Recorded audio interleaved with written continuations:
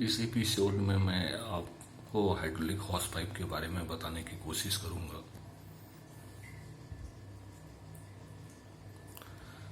आप देख रहे होंगे hydraulic house pipe generally 3 features में होते हैं: ट्यूब, रेनफोर्समेंट और कवर। और इस आधार पर बनाए होते हैं और एसी कोड के अनुसार आप देखेंगे इसमें 100 R12 है, 100 R1 है। ये एसी कोड के अनुसार इसका स्पेसिफिकेशन बना हुआ है। एसी होता है अमेरिकन स्टैंडर्ड इंजीनियरिंग है।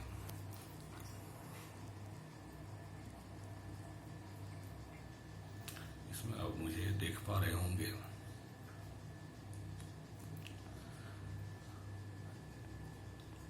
ये हॉस पाइप है जिसके फीचर्स हैं, जिसमें आप देख रहे होंगे कि 4 लेयर में बना हुआ है।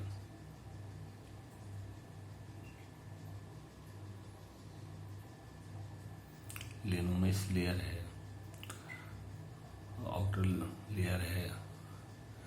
उसके बाद आप देख रहे होंगे कि इन लेयर है जो सीपी सिंथेटिक इलास्टोमर का बना हुआ है। ये स्ट्रेंथ देने का काम करता है।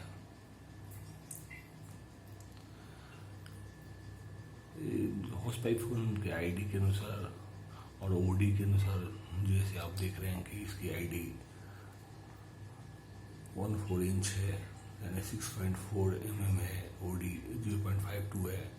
और आप देख रहे हो वर्किंग प्रेशर 2785 है, PSI है। इट मीन्स कि आपको 100 मतलब 114 एक बार में 14.5 PSI होता है, तो ये लगभग 100-150 kg का है। जो hydraulic house pipe commonly use होते हैं उसमें आप देख रहे होंगे single reinforcement layer, double reinforcement layer है, एक लेयर है, फिर ये दूसरा लेयर है। ट्रिपल रेनफोर्समेंट लेयर है, 1 2 3। ऐसे सिमिलरली सारे हॉस पाइप इस तरह से दिए हुए हैं।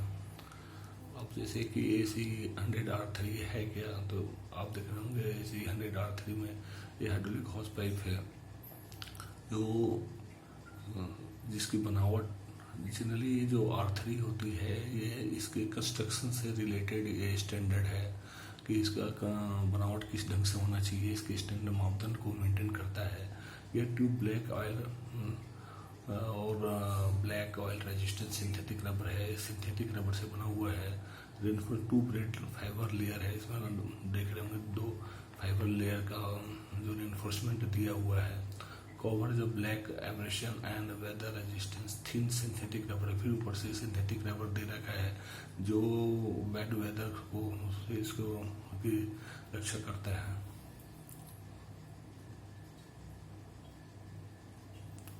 सेम आप देख रहे होंगे कि 100R1 या स्टील वायर रेनफोर्समेंट रबर है। दूसरा जो है 100R2 high pressure steel wire है।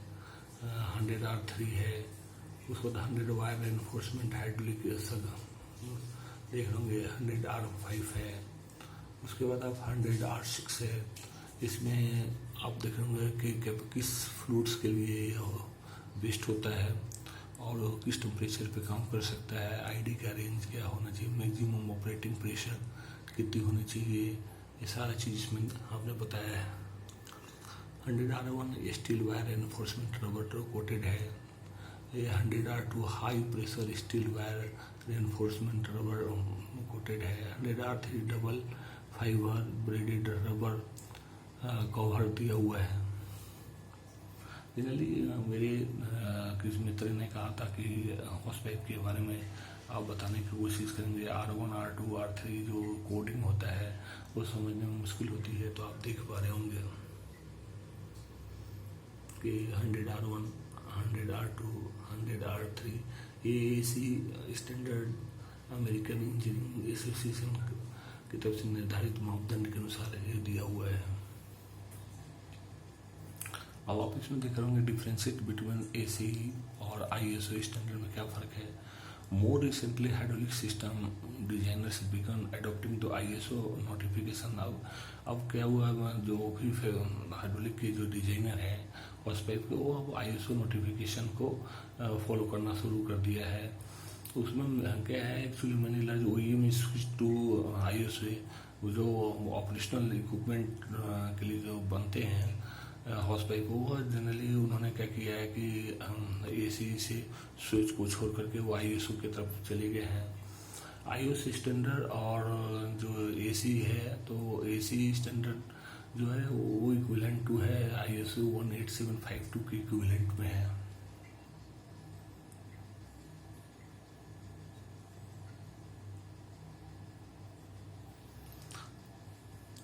आप देख रहे होंगे जो AC स्टैंडर्ड है उसका कोडिंग नंबर है J517, जो स्विच ओवर करके ISO में गया है वो 18752 के इक्विवेलेंट में होता है।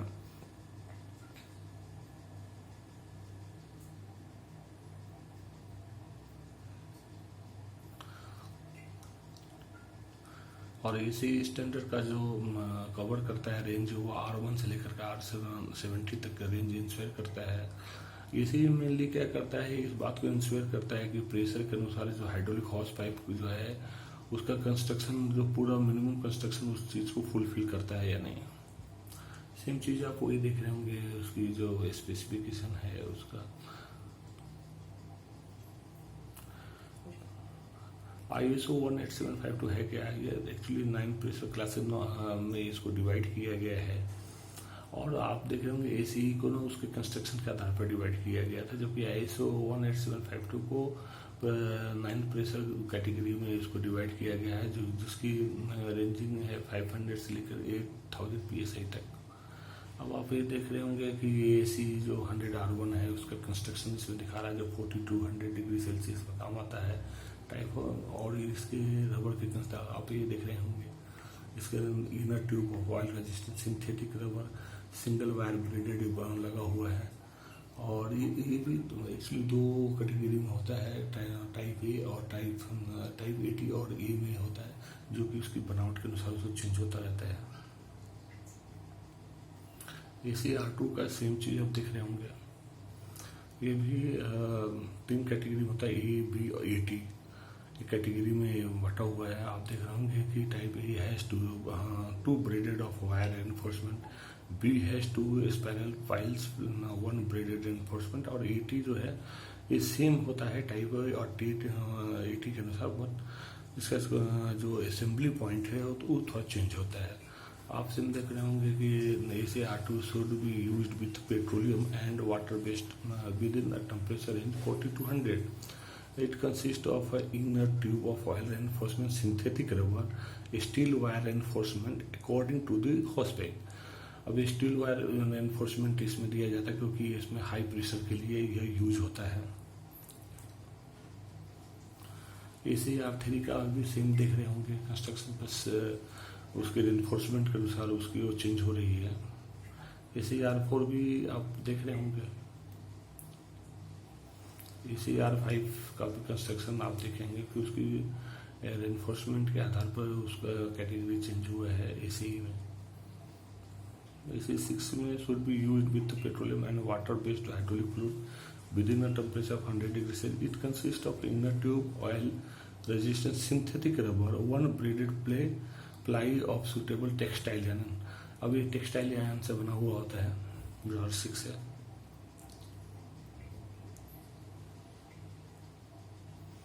R7 देख रहे होंगे 142 जो इसकी 40 डिग्री सेल्सियस से 93 तक का है। इसी R81 में देख रहे होंगे आप 93 डिग्री से 40 डिग्री से 93 डिग्री सेल्सियस के लिए यूज होता है, कंस्ट्रक्शन के आधार पर है। It consist of thermoplastic inner tube, इसमें थर्मोप्लास्टिक इनर ट्यूब से बना होता है। और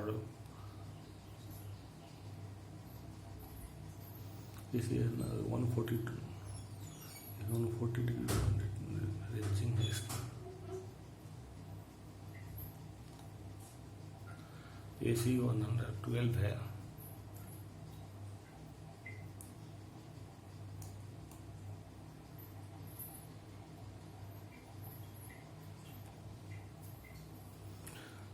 ACR R12 जैसे R12 क्या होता है